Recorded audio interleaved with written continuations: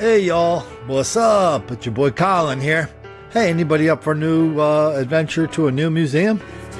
They're just opening up the National Lynching Museum down in Montgomery, Alabama. And this museum is dedicated to the proposition that black people are relentless victims of relentless white racism all the time, everywhere. That explains everything, especially 100 years ago when white people were roaming the country, lynching black people for no reason whatsoever. So they give you lots of photographs, lots of documentary evidence, lots of records, and lots of stories. But one story they don't tell us is, okay, so we know those people were lynched. But were they lynched for no reason whatsoever? So is this a process argument or a justice argument? Was black on white crime and hostility and violence and murder as wildly out of proportion then as it is today? Well, they'll never answer that question. They'll never ask that question.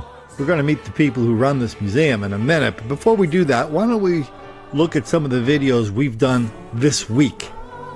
Why don't we look at some of the black on white murder of the most horrific kind you can imagine that we've done, that were in the news this week? Maybe someday we'll have a memorial to them.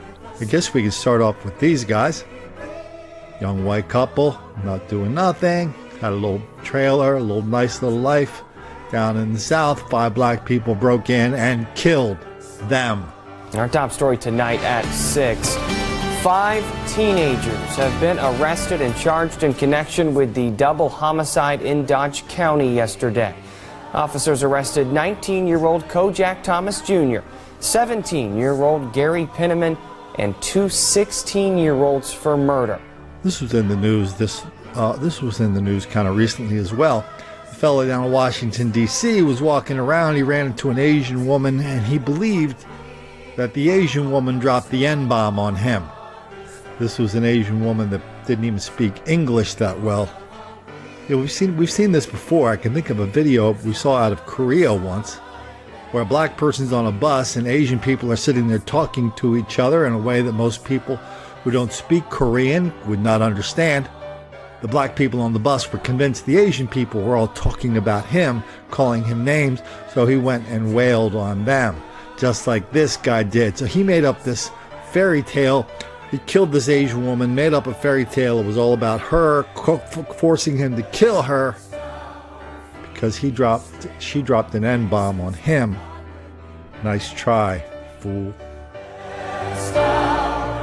Let's head down to this story. Today, the 2 men accused of killing a mother and son in Isle of Wight County had preliminary hearings. 29-year-old Kareem Mitchell and 19-year-old Richard Holmes are both charged with first-degree murder and other charges relating to the brutal murders last September 23rd. Andy Fox was in court today. He joins us now live with the latest. Andy? Back in September, it was clear Kareem Mitchell had admitted to the killings. I see a tear in your eye. There's a few tears in my eyes, Andy. I regret this for the rest of my life. Today, Mitchell waived his preliminary hearing because he's pleading guilty to first-degree murder. Renewed hopes for justice as investigators get closer to solving a 9-year-old murder. 23-year-old Andrew Graham was shot to death in his neighborhood in Centennial as he walked home from the light rail.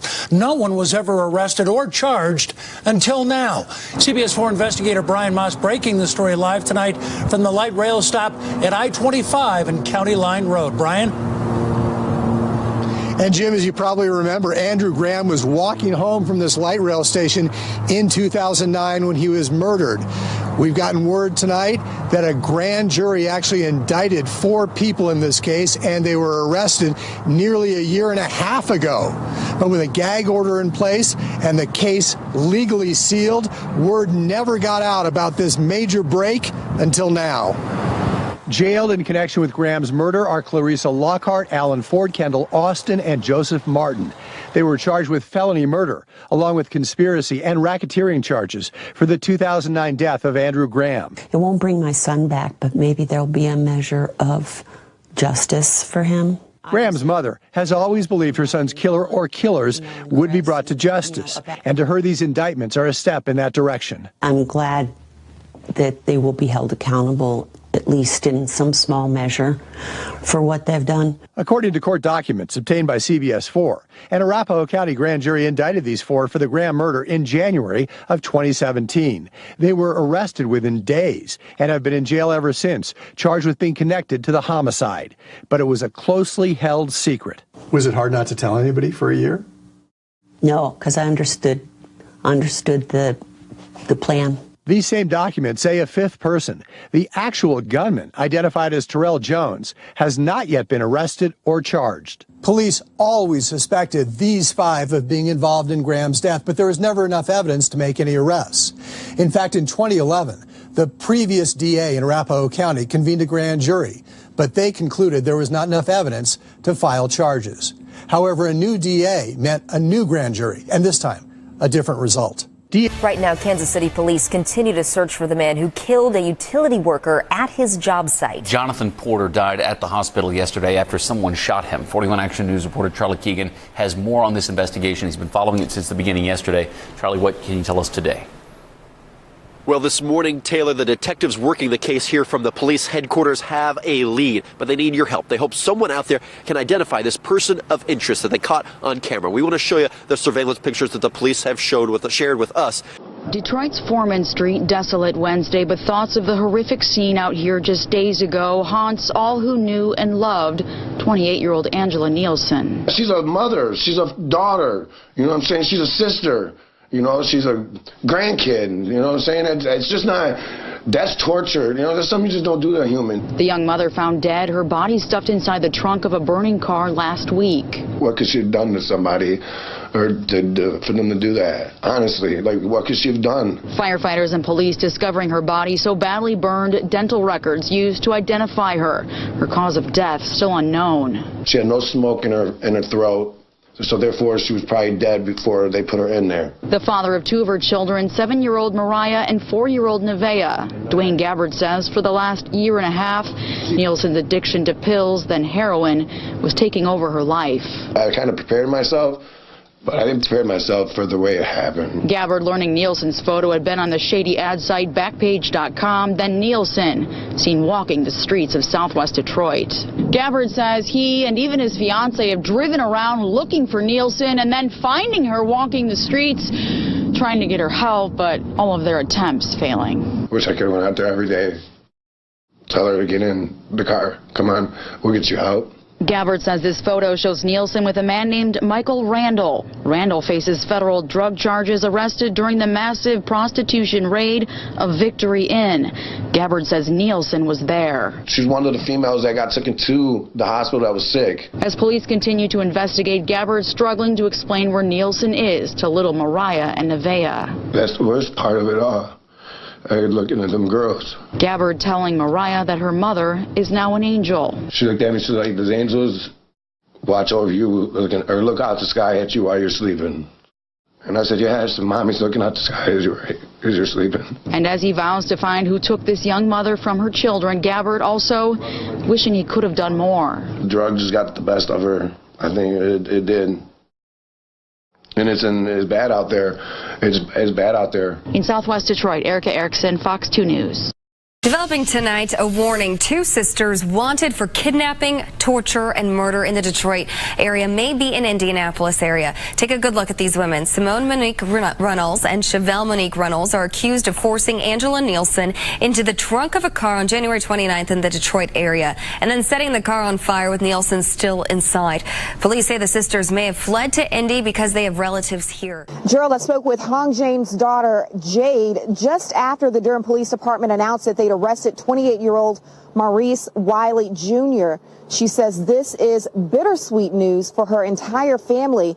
She had this to say. She says, quote, "I am happy that they arrested him. Arresting him does something, but it doesn't bring back my dad's life and his presence."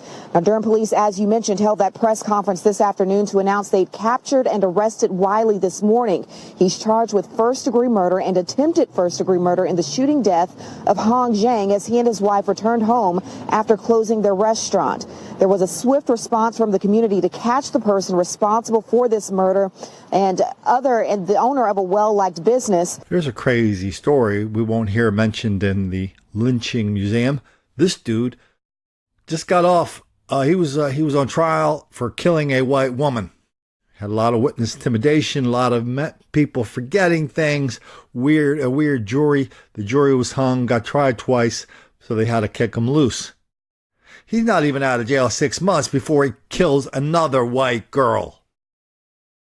That just happened a few days ago. Maybe that'll be in a museum someday. How about this dude? This dude just went and killed a couple of tourists in Florida. He's been appealing, and it was English tourists. It's funny. It's not funny. Somebody from England just sent me to this because this is still a big deal in England. Get those museum statues up. This happened just a couple of weeks ago across the river from good old Colin. Somebody wanted to do a deal for some kind of PlayStation. He was robbed, shot, and killed. Just a kid. One of the fellas did it. But yet we go to the lynching museum, and they're very explicit about the lynching museum. The lynching museum is not about lynching. The lynching museum is not about something that happened 100 years ago, 110 years ago. The lynching museum is about what is happening today. It's all about today. It's all about how black people today are relentless victims of relentless white racism today. Just the same as it was 100 years ago, the same as it was 200 years ago. If you look at their website, that's all they're about. It's like, oh yeah, we were lynched. That means there's too many black people in prison today for no reason whatsoever. If you look at the websites of the people who work there, the crowd, people at the exhibits, all well-meaning white ladies or guys with sandals on, looking gaga-eyed at all this black oppression being committed by all these bad white people. When I think of this new group, it's called the Equal Justice Initiative. Really kind of has notes of the Southern Poverty Law Center. Southern Poverty Law Center has been around for a while. They're sitting on about $477 million in cash. No black people work there. So the Equal Justice, and they do a lot of direct mail to get their cash. The Equal Justice Initiative is a little different. They have major sponsors. They'll have sponsors who are rock stars. They do these big concerts. The Google gives them a bunch of money, and so they're sitting on about $23 million in cash, even after the museum is built, even after this is up, that's up. I looked at their financials. So they've got something going on there, and you can see the pictures of some of the people who work there. Lots and lots of white people. I don't know why they couldn't find more black people to work there. But that's the story. So, these guys are pretty well known now. They're turning into a big fundraising mill for black victimization.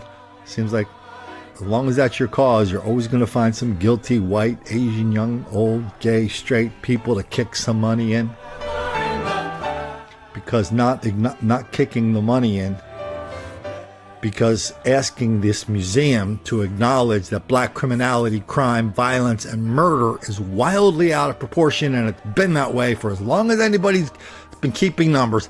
Asking anybody to remember that in the face of this ridiculous new museum in Montgomery, Alabama. Well, try it. Ask them sometime. I guarantee you that will make the black kids angry.